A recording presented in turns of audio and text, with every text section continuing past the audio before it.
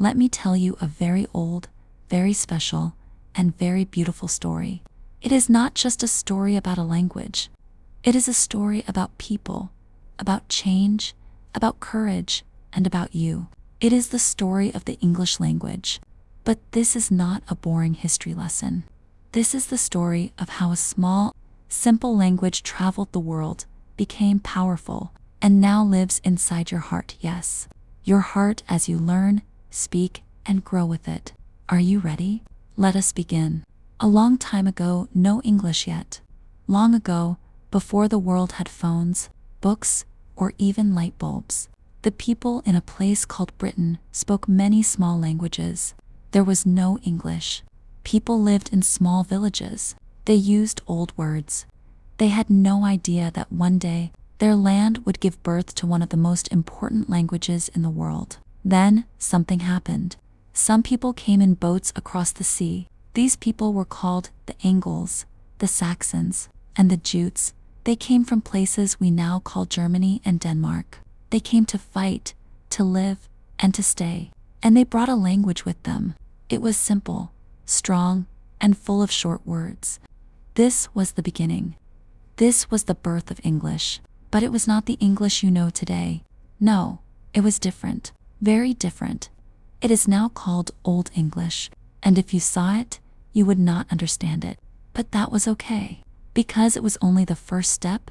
Then came the Vikings, and the mixing began. Later, from the cold lands of the north, came the Vikings. Strong, wild, brave people. They also came to fight and stay. And yes, they brought their language too. The Vikings and the English people did not just fight, they lived together, worked together, and even married each other. And guess what happened? Their languages started to mix.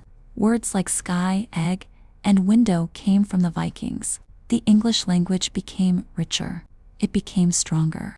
It could now say more things in more ways. It was growing, like a small tree growing into a big, beautiful tree. 1066, a big change with the French. Then came a big moment in history. In the year 1066, the Normans came from France. They were powerful. They became kings and queens in Britain. They spoke French, not English. So, for many years, English people had to learn the language of the rulers. French became the language of the court, the government, the law, and rich people. But the English people did not stop speaking. They kept using English in homes, farms, and markets. Slowly, the two languages mixed, and English changed again. It took thousands of French words. Words like beauty, power, government, market, peace. Now, English had two faces. One simple, one fancy, one short, one long. It had power. It had style. It could speak to kings and also to children. That is what made it special. And this was just the Middle English stage. But something amazing was coming. William Shakespeare, the magic of words. A man was born. His name was William Shakespeare. He loved stories, he loved people, and he loved English. He played with it like music. He made new words like lonely, hurry, and bump. He made English feel real, emotional, and alive. People laughed, cried, and dreamed because of his words. He showed the world that English is not just words. English is a feeling. English is a bridge between hearts. The printing press, English goes everywhere. Before, books were written by hand. They were slow, expensive, and only for rich people. But then, the printing press was invented. Now books could be printed fast. They were cheap. Everyone could read. And guess what language many books were printed in? Yes, English. People started reading in English. They learned spelling, grammar, and new words. English became stronger, smarter, and bigger. English travels the world. Now comes a new chapter. The English language did not stay in Britain. No, it packed its bags and traveled the world. British people went to America, India, Africa, Australia, and many other places. And everywhere they went, English went with them. But English was not alone. It met new people. It heard new languages. It saw new ideas. and it changed again. From India, English took words like pajamas, shampoo, and jungle. From Africa, it took words like banana and zebra. From Arabic, it took algebra and zero. From Japan, it took tsunami and karaoke. English became the language of the world. It became big, colorful, flexible, and open to everyone.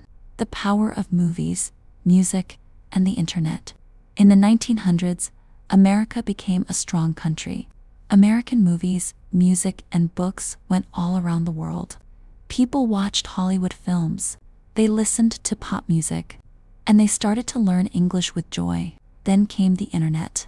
The language of the internet, mostly English. The language of international business, mostly English. The language of science, medicine, and technology. Yes, English again. Now, English is not just a language of a country. It is the language of the planet. And now, it's your turn. And now, the most beautiful part of the story. You are part of this story. Yes, you, the one reading this, the one learning English right now. Maybe your English is not perfect. Maybe you are scared to speak. Maybe people laugh at your mistakes. But listen closely. Do not stop. Do not give up. Because the English language is your friend. It is here to help you grow. You do not have to be perfect. You only have to try. One word a day. One sentence a day. One story a day. English has traveled the world. It has met kings and queens, poets and warriors, children and dreamers. And now, it has come to you. Will you stop? Or will you continue this journey? Will you be afraid? Or will you rise? Will you say, I cannot do it? Or will you say, I will try again? The English language waits for you. It welcomes you with open arms.